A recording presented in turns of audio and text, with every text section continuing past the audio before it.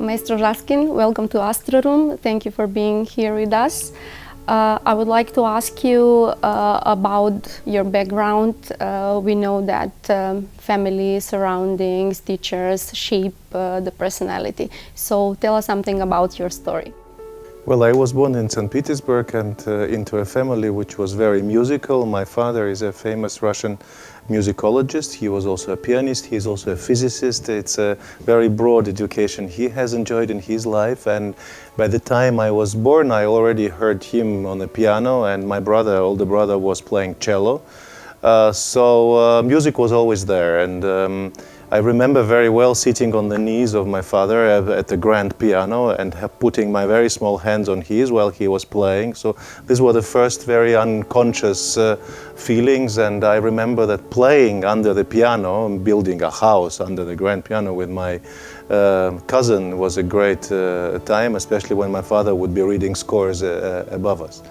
So it was not a surprise and not unnatural that when I was 6, they thought I should go into music. And where do you bring a young boy if his brother is playing cello? They took me to play violin. Probably my mother was already tired of carrying a heavy cello, so they thought violin would be more practical. So they brought me to a fantastic older violin teacher who checked my hearing and clapped some rhythms and said, okay, the guy has an ear, so let's start. And I was doing that for 8 years, studying violin, and of course, not only, you know, the music education in Russia at that time in Soviet Union was one of the best. It's still very good, but at that time it was famous for it. So I was learning a lot, and of course, from very early age, I would be going to the theaters and music performances, and to the Philharmonic and in the opera theaters with my parents and my brother, my family. Music became an integral part of my life, and after I finished the school, also the normal secondary school, I went to a music college, then studied viola and started to study conducting. After that it was conservatory, and then the country I was born in didn't exist anymore. The Soviet Union collapsed, nothing new to you, you know, all this. The end of the 20th century gave the world a lot of structures that collapsed. So I left to the Netherlands, and then later studied in Germany. And you are right, not only family, but the teachers you meet during your formative years are very important. And I was really blessed with having few people who made a very strong impact on my musical personality, not only as a musician, but also as a human being. I should name my first violin teacher, who was incredibly patient, because I wanted to do everything but studying violin. Boys that age want to play football, if I was in Macedonia, then maybe handball, but and all other things, but practicing violin for hours was not on my mind. And still he was committed to say it will come one day. And then I had a fantastic teachers in viola and conducting in music college. So violin teacher was Samuel Zabezinski. He passed away a couple of years ago. My viola teacher, Daniel in St. Petersburg, and especially my first conducting professor, Lev Savic. I really owe a lot as a musician, as a person. Then I moved to the West, and I graduated from the Freiburg Academy of Music in Germany from a fantastic American teacher in viola, Kim Kashkashian. She's of Armenian descent, and she was like an older colleague to me, not only as a teacher, and really opened up a lot of understanding in music. So I was really lucky to be surrounded by people who really took issues with my formative years and helped to launch partly what I am now, for sure. And you left viola.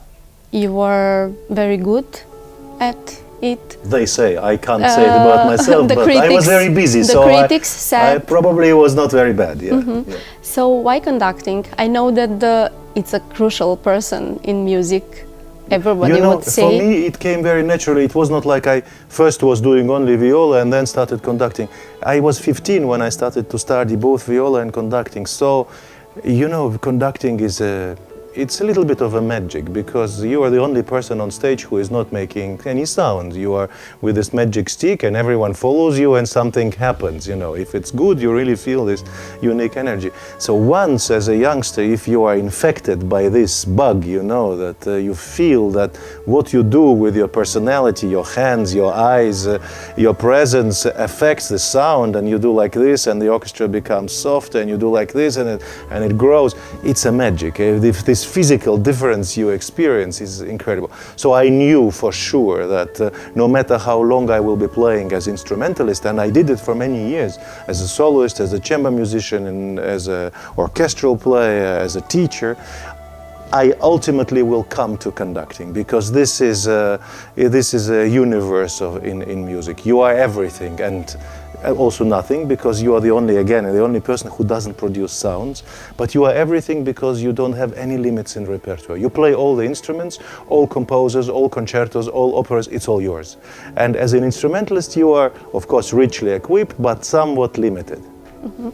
And we know that you have to be well educated, well informed, good in theory, to know all the things in the repertoire, old, new. But what is the main thing when you say he is a real conductor? Is it a talent or some X factor? You know, conductor is first of all a musician, as violinist and pianist. And conductor is a profession, like violin or piano or singer or trumpet player. It's a specification of what he's doing, being a musician. If you treat conductor as an instrument, but most universal, then most important is to be a musician and very highly and well-educated human being. You should know so much more about not only music, because conductor is first and foremost is a leader and inspirer. You cannot force the orchestra to play, but you must make them want to do that, you know. And you need to know why is this music written, what it is trying to describe. You need to understand the backgrounds, historical and cultural, social and community-wise. So I think that first of all, you need to be a universally educated musician with as much experience as you can have. It helped me a lot being a conductor, that I played for many years in the orchestra as a principal viola player in Amsterdam and other places. It helped a lot that I played as a soloist, standing in front of many orchestras playing my concertos. In chamber music, knowing how to listen to my partners. As a teacher, educating young musicians how to use my experience, you know. And now if I work with orchestras, youth orchestras around the world, I share this experience, but it has this pedagogical aspect that you really need to be aware. So, most of all, conductor is a musician, and he must be probably a musician that has something to tell, a story to tell through his relationship with orchestra, with the score. Conductor's part is not in the music, it's the music there. But as a conductor, you try, like a cryptographer who is facing the Egyptian pyramid, every time you can find that this or that sign means something else.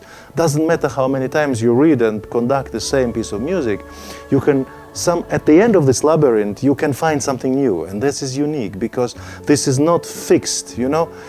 In a way, literature or paintings, they of course also allow interpretation, and every time you can have a different feeling about the same line in Dostoevsky, Tolstoy or Shakespeare, but it is still much more fixed in terms of what it's supposed to mean.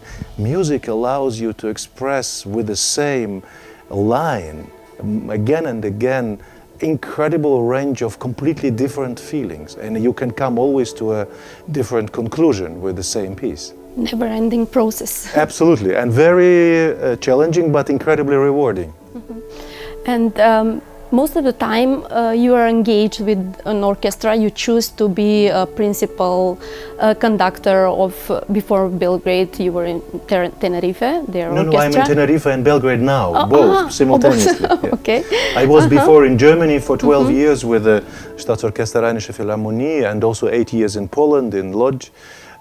You can be a professor as a conductor, you can be a freelancer, and you are Yes. most of the time your principal conductor of It's orchestra. often, What yes. is the difference? Tell us something Well, about. when you are principal, chief conductor, or a music director of an orchestra, you are responsible for the general setup of the artistic profile of that institution.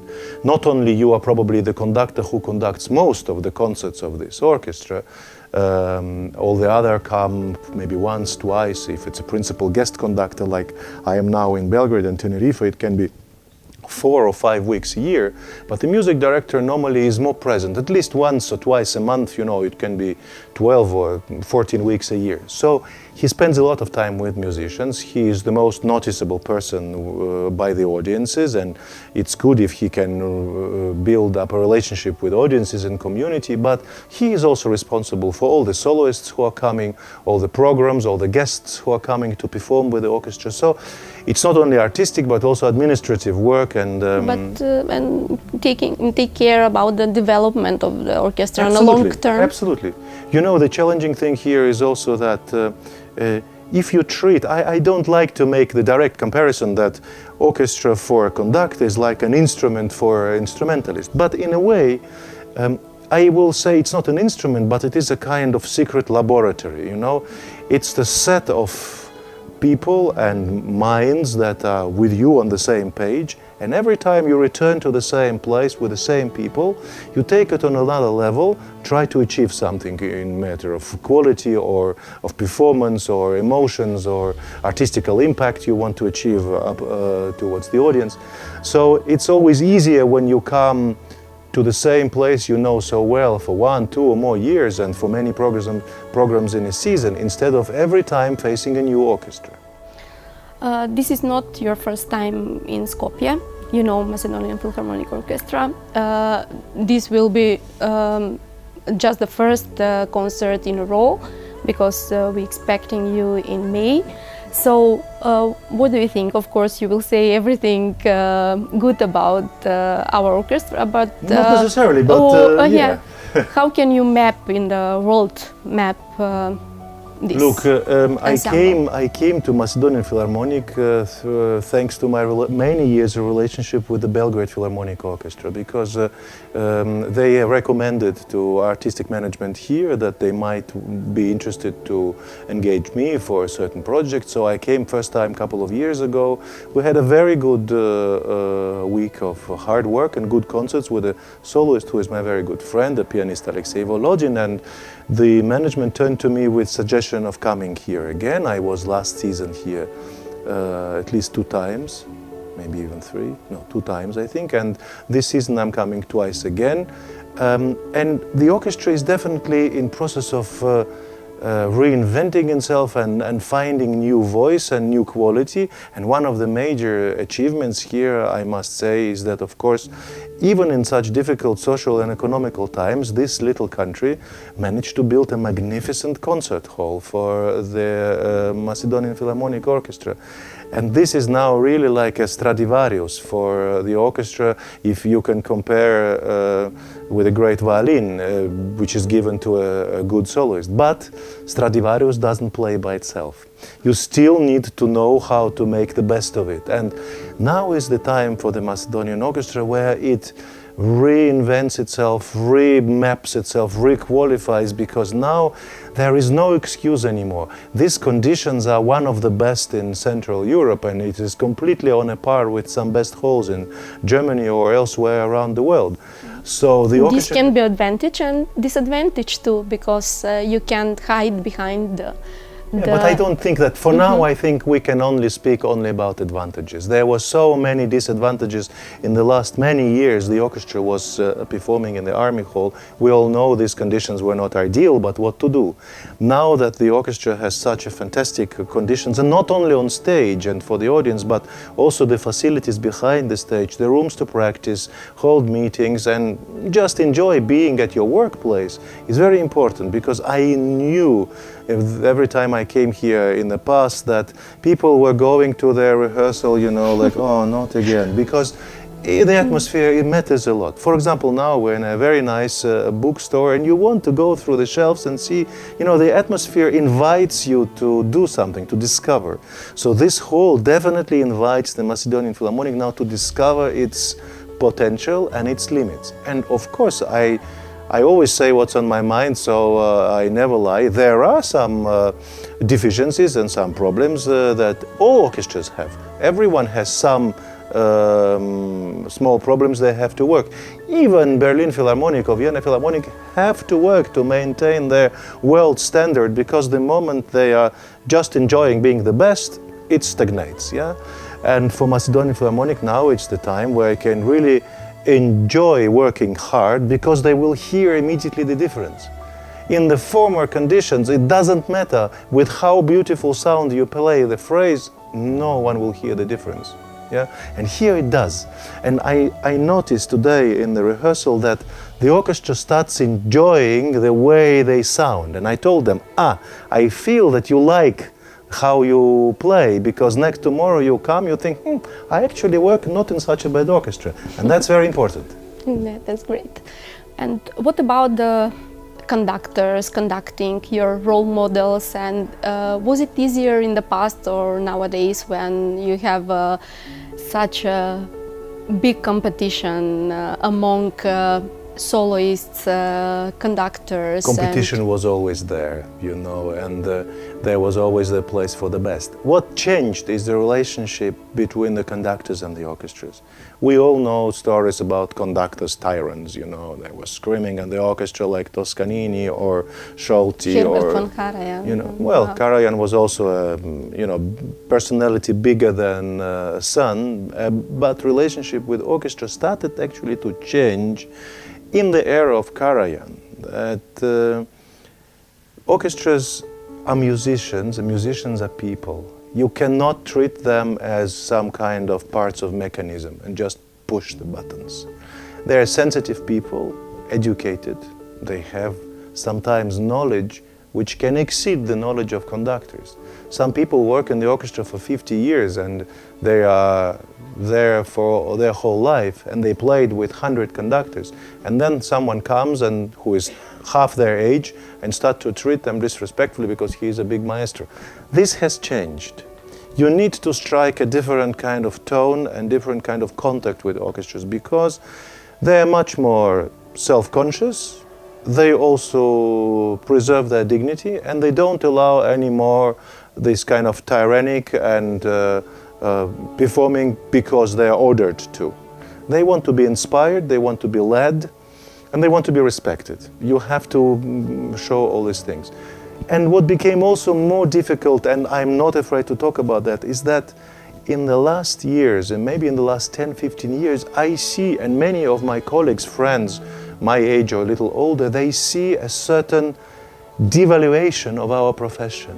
Now everyone who plays an instrument can get up in the morning and say, oh, I like conducting, I'll try, I'll do, you know. The orchestra in general has developed its skills much stronger than the conductors.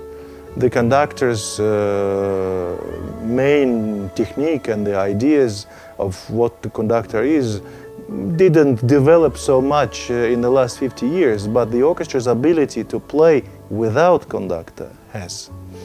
And imagine if you have a very bad orchestra, they still can play something without a conductor. Maybe not the full symphony, but something, you know, Little Night music by Mozart. Everyone knows that they can play. But if conductor comes on stage without orchestra, what is this? It's not even a bad choreography, it's boring. He is there just waving his hands, nothing happens. So one should never forget that conductor is a serviceman, and he is always with his hand, you know, stretched out. Please play for me. And when people forget it, the problems start, you know, and there are a lot of talented and less talented conductors, young and older. Now, so much is about promotion, media, PR. Young musicians without knowledge and experience, life experience, are forced to conduct or pushed to conduct great orchestras who don't look at them. They play their thing, they don't need a conductor. They don't have a story to tell because to tell a story about love or death or agony or pleasure or friendship or loss, or you need to experience it at first hand. You cannot even read about it. But if you are 25, you even didn't have time to read about it and not experience it altogether. So how would you tell to a person who plays in this orchestra for 40 years how to play the line which is connected with love and loss of it? Yeah, it's impossible. That's an enigma for me, and I will always trust that conducting is a profession of a second half. I'm very skeptical about, for example, this hyped TV series Maestro, you know, where some VIPs and stuff, you know, are given a baton and they are being instructed, and they are like, you know, like rabbits playing drum in front of the orchestra. It's a gag. But no one is going to make a series The Dentist or The Pilot or someone, because you don't let a person who never flew a plane fly a plane. You don't want to go to a guy who didn't graduate from medical school to work on your teeth. You know, it's not funny. But it's funny if someone, maybe from theater or management or TV, comes and suddenly is a conductor. So talent show. It's part of a show. This for me is hurtful, and I will always protect my profession because it takes years of learning it and you never stop doing it. So if you use it for entertainment, it stays entertainment, nothing more than that. How do you find a real measure to go beyond the composer and, let's say, to conduct Mahler symphony and not to be just Mahler and go beyond that, but not to go too far? This is, you said exactly what it is. In a way, I repeat myself, conductor's part is not in the score. If we talk about Mahler, if we talk about Mahler, of all composers, that's a unique example because he was not only a genius composer, but one of the most genius conductors in the history. His instructions in the score, not only musical, but also technical towards both performers and conductors, are so explicit and so clearly cultivated that, quoting Stravinsky, I would say, you don't need to interpret this music, you just need to enable it, to let it happen, because it is already there so much. And I'm very careful when I'm teaching, giving master courses to younger conductors. I always ask them questions. What is the reason that you did something completely different or quite different from what is written? Oh, I feel this way.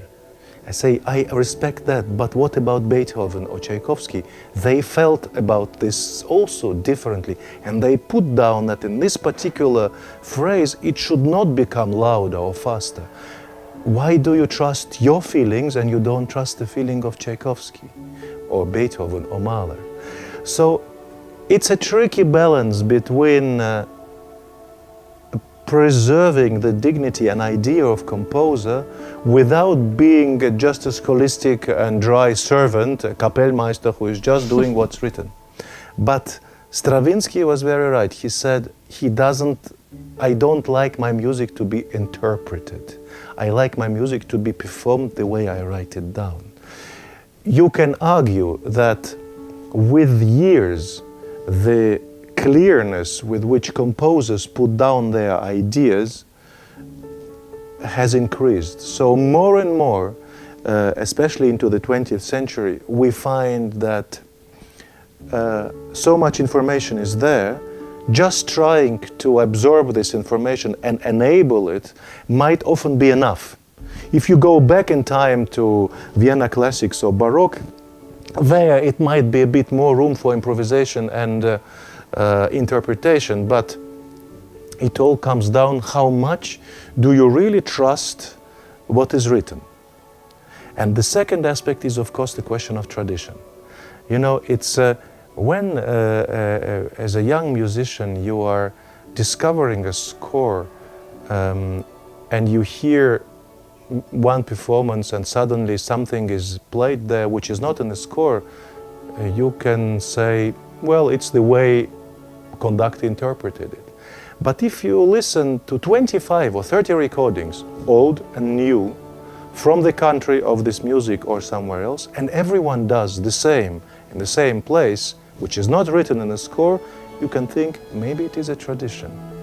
Maybe in the time of composer, someone performing his music has done it, he passed it on to a new generation conductor, and on and on and on.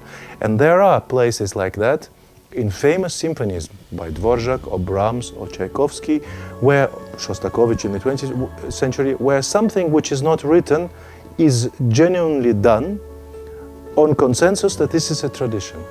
But there's a difference between tradition and bad habit, and that you need to discover and clearly. Routine. Yeah, yes, and indulging. Yeah.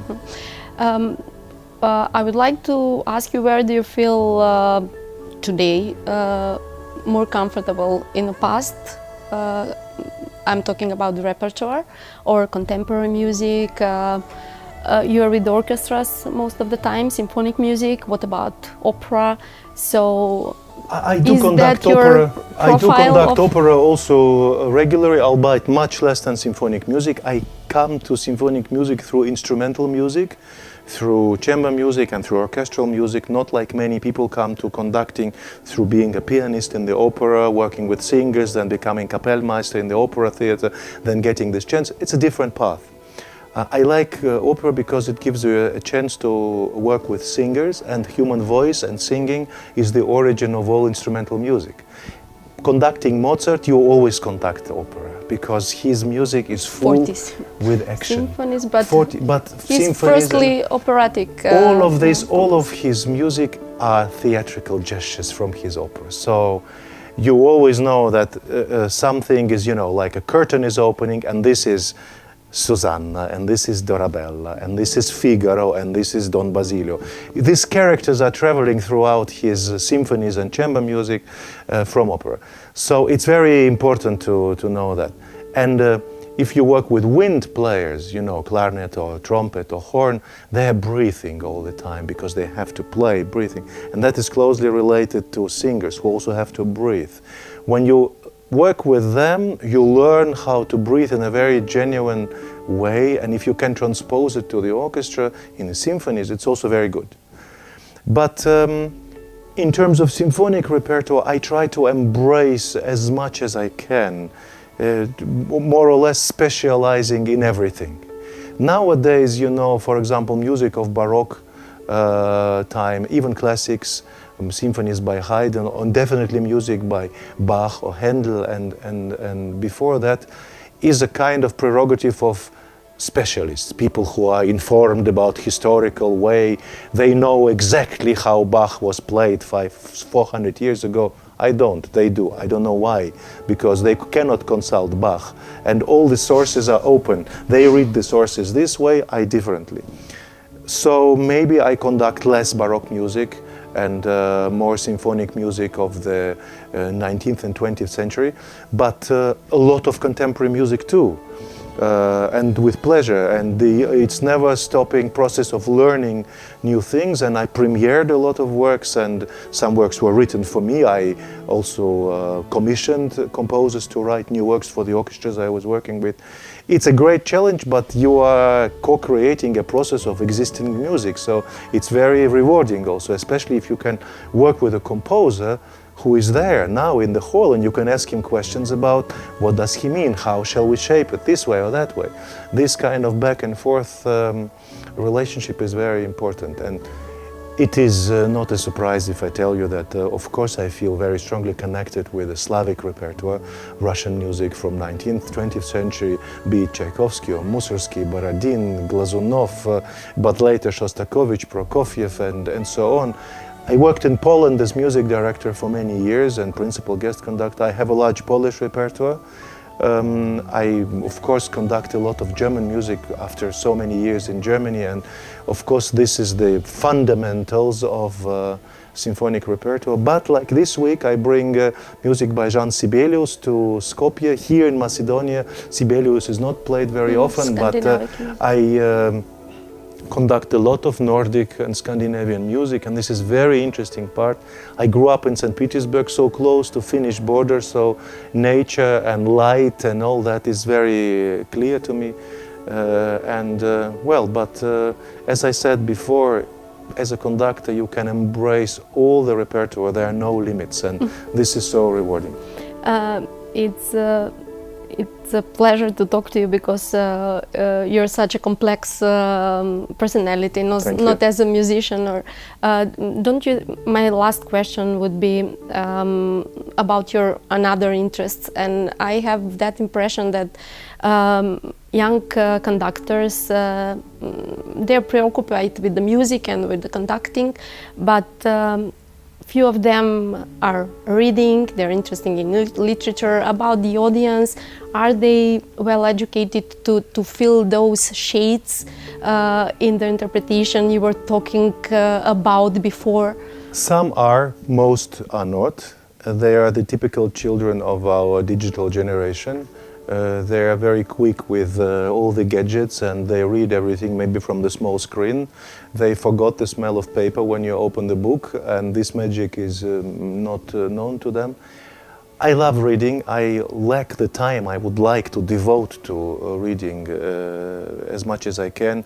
Lately I'm absorbed with reading a lot of material about all kind of historical aspects, not only generally, but I always try to go beyond the surface. Anytime I'm going somewhere, working with the orchestra like now in Macedonia or in Canada or in Spain, I always try to, or in South America, I was last in Chile and was reading a lot about the Chilean history. It takes time, and I really would love to have more, but in any case, reading is a great source of information and inspiration. I love visiting museums. If I have a chance going somewhere during the rehearsals, I will. But my great passion when I'm at home, just to relax and switch off and do something completely different, is cooking. And I can tell you that there are a lot of similarities between the work of chief conductor and chief in the kitchen, you know? Because we work with different ingredients, we mix together, and then there's a product at the end. And the most important complexity of the common things between cooking and conducting is that in both cases you need someone who will accept the results. In terms of conducting, it's the audience. You share with your music, and in terms of cooking, it's people who you're cooking for. And that's the most wonderful, if you can cook for family or friends, you know, and just hear their opinion about how your symphony of meat and vegetables have worked for them. I don't know about your cooking, but I would give you 5 Michelin stars for your conducting. Thank you very much. Thank you for this conversation, and I wish you all the best, and I hope that we will enjoy your concerts in the future. Thank you very much.